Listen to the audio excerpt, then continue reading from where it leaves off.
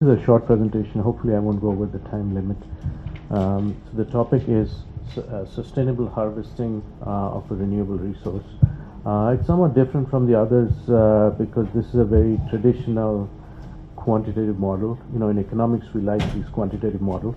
But this is, again, not a pure economics paper. I'm looking at renewable resource and basically the way to harvest them in a sustainable way, because we have seen that quite a few renewable resources have been depleted very badly.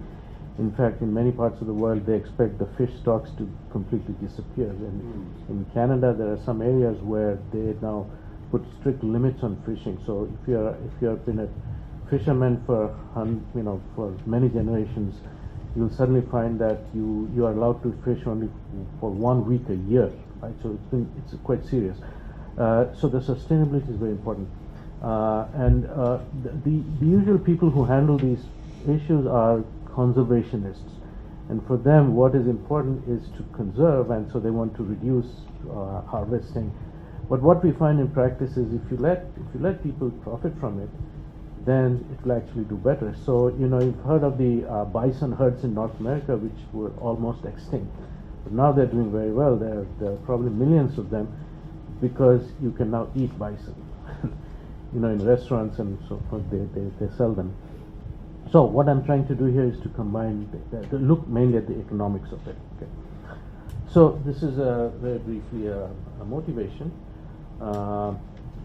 Because of the depletion and so on. I've done some research in the past on fisheries. So in this, I look more specifically at forestry, which is the other big renewable resource.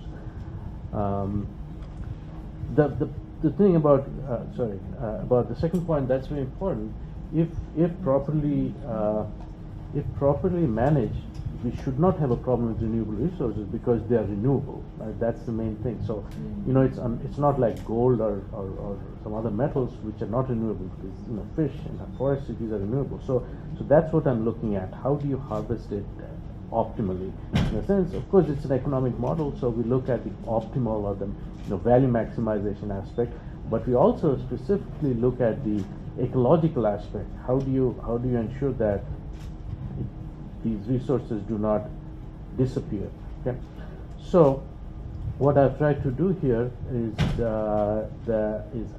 to use a traditional economic model, but a forward-looking one, so that we're not interested in maximizing profits necessarily, because then you just harvest it to extinction, right? So we're trying to look at a long-term model.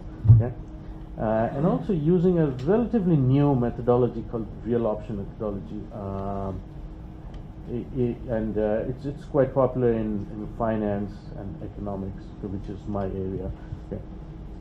So what I do in this is to use a model to specify the optimal harvest policy, which means it's not very clear. Let me see if I can improve this.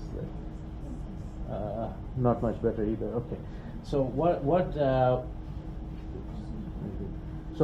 the optimal harvest policy is, traditionally harvesting policies were, especially in the fishery literature, has been, okay, whatever you think is the total size of the resource, you harvest 10% every year. Hopefully that will renew at 10%, and then the overall size will not change. Now in economics, that's not been found to be a very useful harvesting policy. As you know, how do fishermen work? Traditionally they've been catching a little amount of fish every day or every year, but they don't work that way anymore. They take a big fish, go and and catch huge amounts, right? So it's a very different type, and the main reason, the economic reason driving that is fixed costs. Because of fixed costs, you harvest larger quantities, and it's more like pulse fishing than continuous fishing. Okay. And it's the same with forestry. In the old days, people would clear forests as and when required, but now you have huge amounts cleared, in a very short period of time. So the policy then specifies when do you harvest, how much do you harvest. basically. That's that. So it's not continuous harvesting anymore. Okay. And in the context of forestry, because that's a very important part of renewable resources, the policies also often couched in terms of the optimal rotation policy. That's the optimal rotation policy. That means, instead of saying when do you harvest, you say how frequently do you harvest. Okay. So this is a basic model. I'm going to skip most of the parts because if you're interested, we can talk about this later. But this is a very traditional real option model where you have the main point here is that we are introducing uncertainty. That's very important because in traditional models we assume that the forest grows at a certain rate or the fish stocks grow at a certain rate. That's not true. In practice, there's a lot of uncertainty or randomness. So that is included. That's the main the main, I guess, the important point in this model. The rest is straightforward. So the way I frame the harvesting policy is and I'm using this particularly to illustrate the forestry harvesting. So when the value of the forest resource rises to a certain limit, that's when you harvest it, and the amount. So there are two things in the harvesting policy: is when or at what point to harvest and how much. Right? So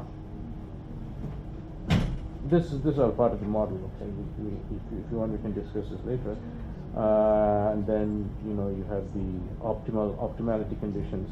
So basically, the optimal solution, unfortunately, because of the complications in the model, there is no nice solution. So at best I can get an equation there that has to be solved numerically, which any computer program will do. So it has to be solved numerically. So that gives us the optimal condition, which you can see in the paper, and also the corresponding optimal rotation. So the practical results are summarized in two propositions. Well, these are actually theoretical results, but they have practical implications. So the first one is specify the solution. So for the economists, if there are any here, that is what will be of interest, to show the existence and uniqueness and optimality of the solution. But in terms of practical implications, what's important is how does the harvesting trigger, that is, when do you harvest, how does that relate to the inputs. So for instance, when you clear a forest, and generally with the renewable resource, you shouldn't just clear a forest and walk away. You should replant, right? That's what should be done. So the 2 more minutes. So the replacement size, that's a very important determinant of the harvesting policy. And there are some other examples using. So because with this, I want to illustrate with some real numbers. Okay, I use some realistic input models, such as what kind of growth rate, what kind of uncertainty, and so on. So these, we can talk about this later after if you are interested. But the main point that I wanted to illustrate here is what kind of results do you get? Okay, and to express that clearly, I use the expected optimal rotation here. So that comes to about 50 odd years. So what that means is that if you're looking at a regular forest, okay, traditional old growth forest, they should be harvested very infrequently. They should be harvested very infrequently. So 51 years is the optimal rotation. Now you can see why we are having problems, because they're harvested much more frequently. And in many cases they're not replaced. So these are just some comparative statistics. They tell you what it should be dependent on. So for instance, if you have a higher growth forest like eucalyptus in many places, okay, then you will have a much shorter optimal rotation. So you can harvest it more frequently. But when you have these old growth, slow growth forests, it's very difficult to maintain them if you harvest more frequently. Okay, and of course also the uncertainty. So the optimal rotation is an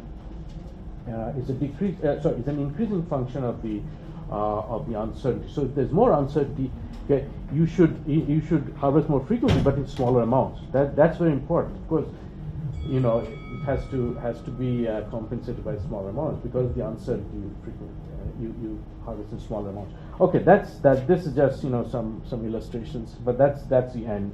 Okay, this tells you what the paper does, and importance of the harvesting cost and the volatility and so on. Okay, let me stop here and see if you have any questions. Thank you. Wonderful. Thank you.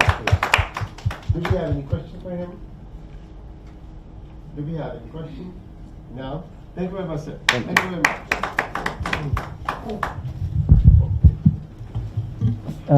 The next speaker is Dr. Meera Mehta, Assistant Professor at Shahid Bhagat Singh College, University of Delhi, and she'll be speaking on payment banks, redefining banking for the unbanked.